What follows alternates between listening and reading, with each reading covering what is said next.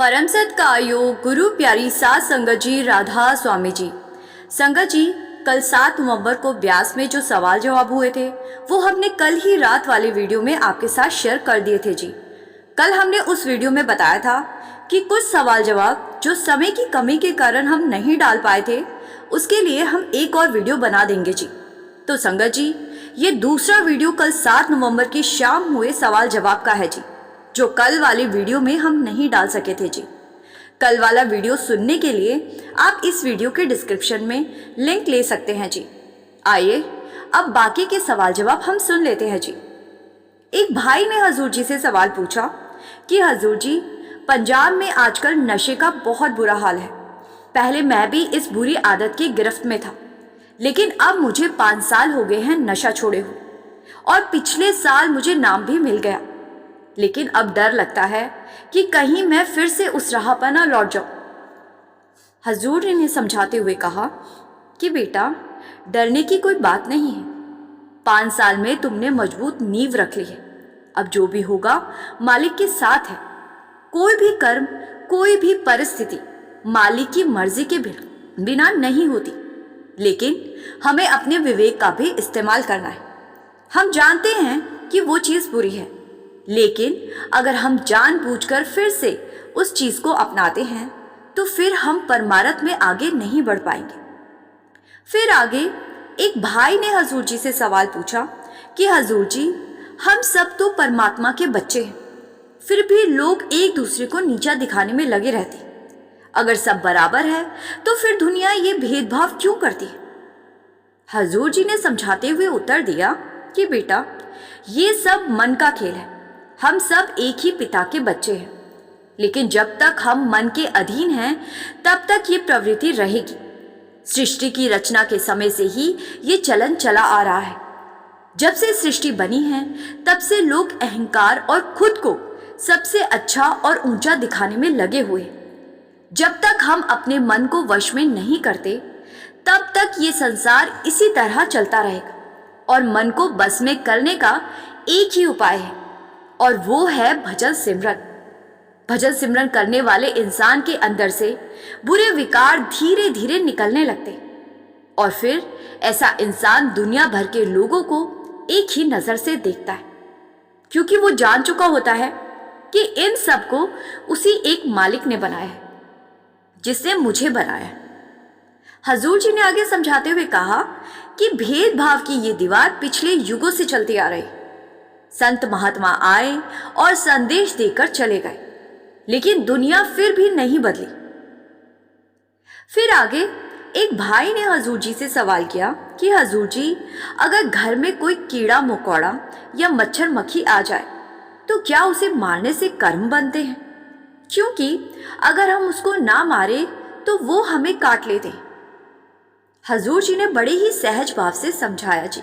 कहा कि बेटा, अगर तुम उसे बाहर निकाल देते हो तो कोई कर्म नहीं बनता, लेकिन अगर उसे मारते हो तो जरूर कर्म बनता है। हर जीव में वही चेतना है जो तुम्हारे भीतर है। उसको भी उसी मालिक ने बनाया है जिसने हम सबको बनाया है। इसीलिए आप कोशिश करो कि किसी को नुकसान ना पहुंचे। फिर आगे एक बहन ने हजूर जी से सवाल किया कि हजूर जी, मुझे नामदान नहीं मिल रहा। जब आप ही कृपा करके नाम के योग्य बनाते हैं तो फिर नामदान भी मिल जाता है। मुझे भी योग्य बना दीजिए। हजूर जी ने बड़ी ही सहजता से उत्तर दिया जी। उन्होंने कहा कि बेटा, कौन ऐसा इंसान है जो यहाँ पूर्णता लेकर आया है? जब किसी से पूर्णता आ जाती है तब उसके कर्म भी समाप्त हो जाते हैं। यहाँ कोई भी पूर्ण योग्य नहीं है। अगर पूर्ण होते तो फिर हमें यहाँ आने की जरूरत ही नहीं थी। हजूर जी ने आगे समझाते हुए कहा कि हमें जिंदगी से सीखना है और खुद को मालिक के लायक बनाना है। ये काम हमारे सिवा कोई नहीं कर सकता।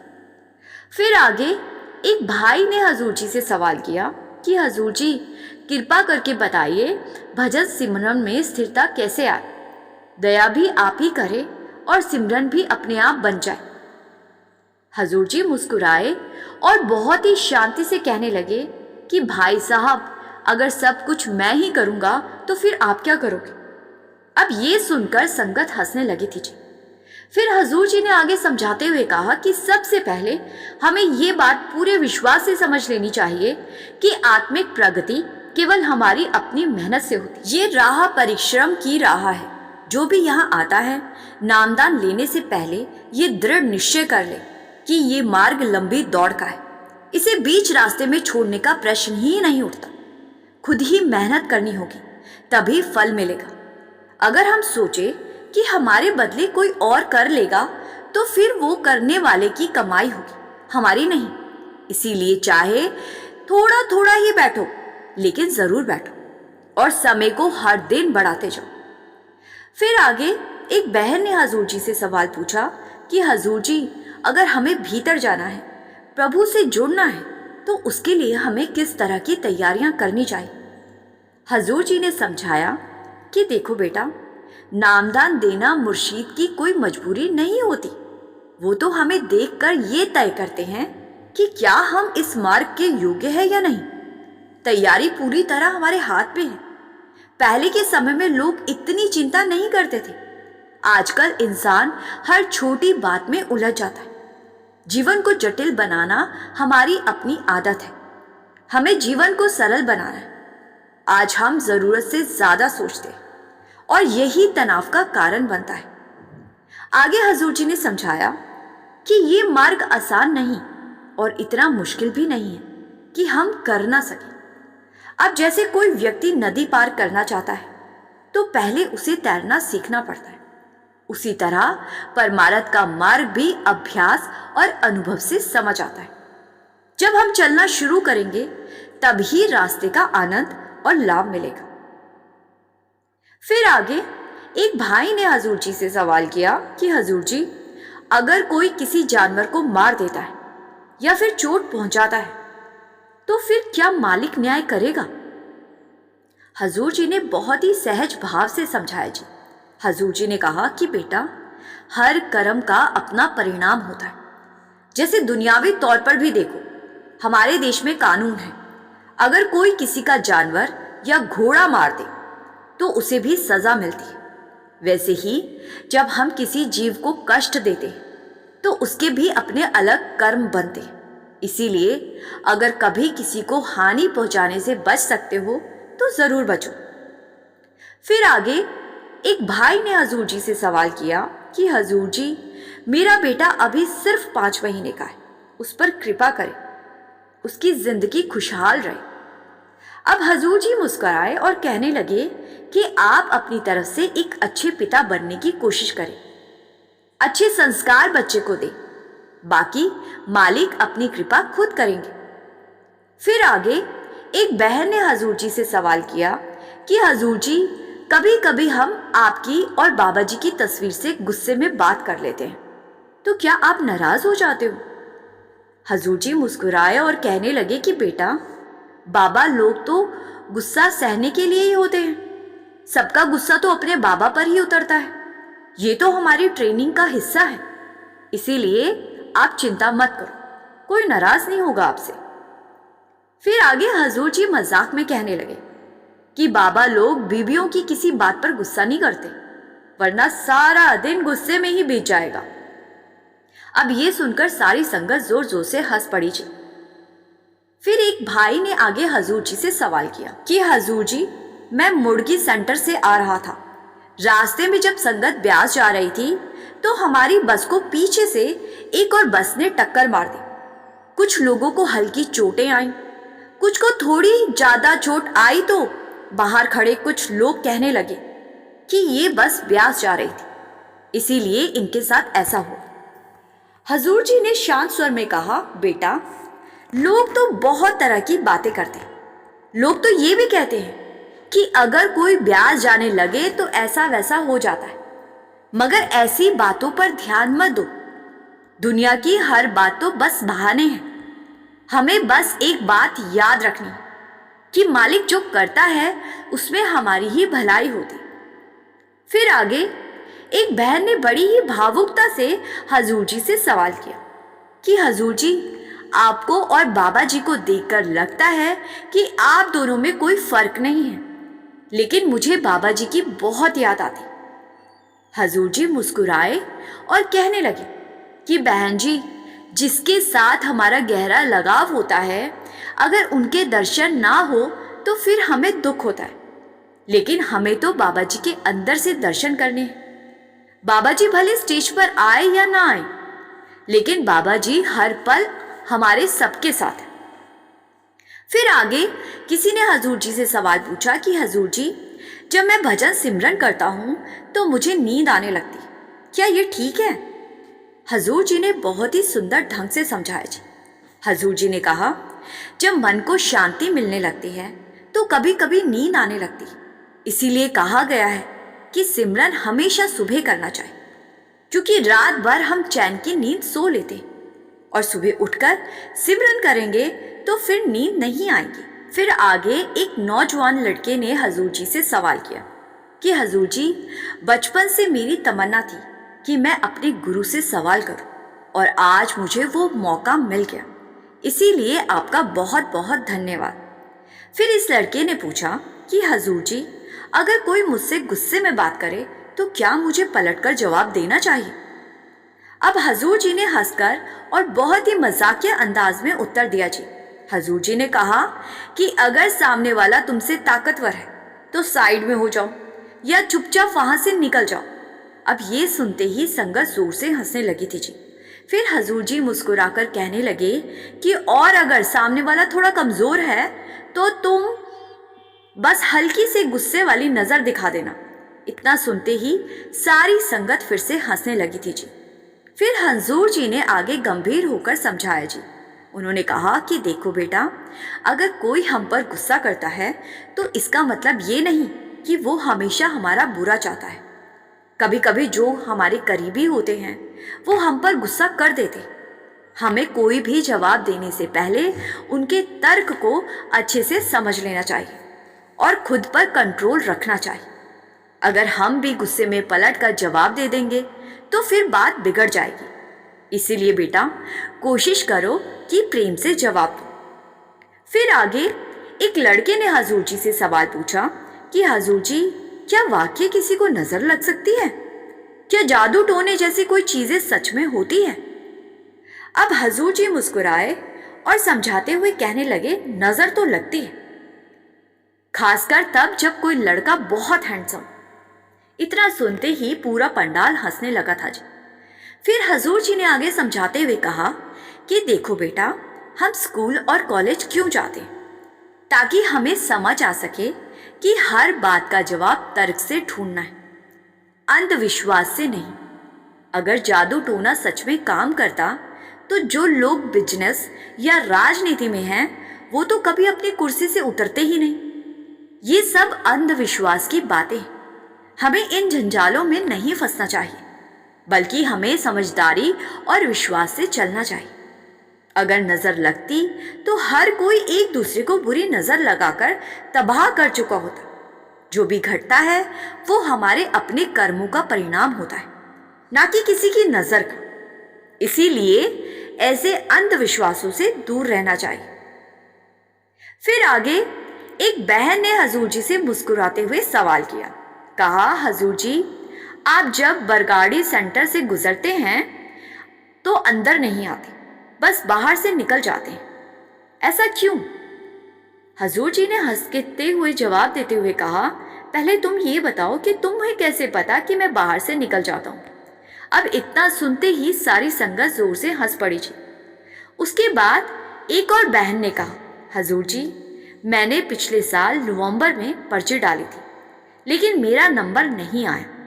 आज आखिरकार आपकी कृपा से मेरी पर्ची निकल गई जी। मैं बहुत ही आभारी हूँ। मुझे लगा था शायद मेरी बारी कभी नहीं आएगी। हजूर जी ने बहुत ही प्रेम से समझाते हुए कहा कि बेटा, जब हम किसी चीज को पकड़ लेते हैं ना, उस पर जिद या अपेक्षा रख लेते हैं, तो वही चीज हमसे दूर होने लगती।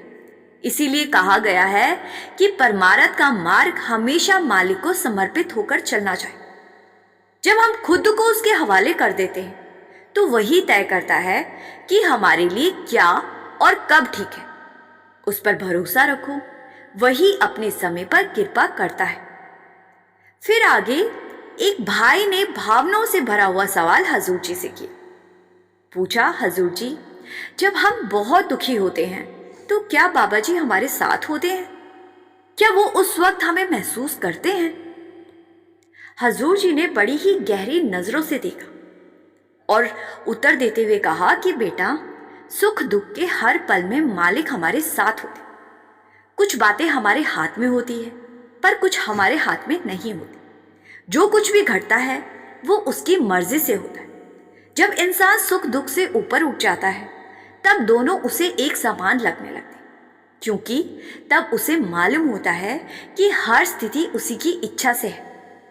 फिर आगे एक भाई ने हजूर जी से सवाल किया कि हजूर जी, अगर इजाजत हो तो मैं 2 लाइनें गा लूं?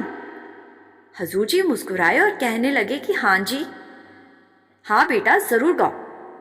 उसने बड़ी ही श्रद्धा से 2 पंक्तियां गाए, मेरे गुरु की राह, और फिर कुछ शब्द गुनगुनाए। और जब वो खत्म हुआ, हजूर जी ने हल्की मुस्कान के साथ कहा, ये 2 लाइनें थी, थोड़ा ज्यादा ही था। ये सुनते ही पूरी संगत हंसी से झूम उठी थी। फिर आगे एक बहन ने विनम्रता से हजूर जी से सवाल किया कि हजूर जी, मैं कोशिश करती हूँ कि भजन सिमरन ठीक से करूं, पर मेरा सिमरन बहुत टूटा फूटा रहता है। क्या मालिक भी उसे स्वीकार करेंगे? हजूर जी बहुत ही कोमल स्वर में समझाते हुए कहने लगे कि बेटा, महाराज जी कहा करते थे, दुख लेकर आओ सुख लेकर जाओ, पर आओ तो सही। मालिक हमारे शब्दों से नहीं, हमारी नीयत और निष्ठा से प्रसन्न होता है। जो प्रेम से पुकारता है उसकी पुकार वो अवश्य सुनता है। फिर आगे एक भाई ने हजूर जी से सवाल किया कि हजूर जी, क्या हमें सिर्फ अपनी तरफ से कोशिश करनी चाहिए? हजूर जी ने कहा कि हाँ जी बेटा, बस अपने हिस्से का प्रयास करते रहो, कोई भी कमी अपनी तरफ से मत आने दो। हमारे हाथ में सिर्फ कोशिश है, परिणाम तो उसके हाथ में है। इसीलिए कोशिश में कमी मत आने दो और परिणाम की चिंता मत करो, मालिक पर विश्वास रखो। फिर आगे एक छोटी सी लड़की ने हजूर जी से सवाल किया, कहा, हजूर जी आप बहुत ही स्वीट हो। तो हजूर जी ने भी कहा, आप भी बहुत स्वीट हो। फिर आगे किसी ने हजूर जी से सवाल किया कि हजूर जी, क्या आप कभी कभी नाराज होते हो? हजूर जी ने शांत स्वर में कहा कि बेटा, बाबा लोग किसी से नाराज नहीं होते, वो तो सबको अपने बच्चों की तरह देखते। फिर आगे एक भाई ने मजाक में हजूर जी से सवाल किया, कहा, हजूर जी सुना है आप रात में डेरा परिसर में घूमते हैं और बाबा जी आपके साथ होते हैं, क्या ये सच है? हजूर जी मुस्कुराए और कहने लगे, हाँ बिल्कुल सच है। फिर वो भाई कहने लगा, तो अगली बार जब आप आए तो हमें भी उठा दीजिए। हजूर जी ने हंसकर कहा, बेटा फिर सरप्राइज कहाँ रहेगा?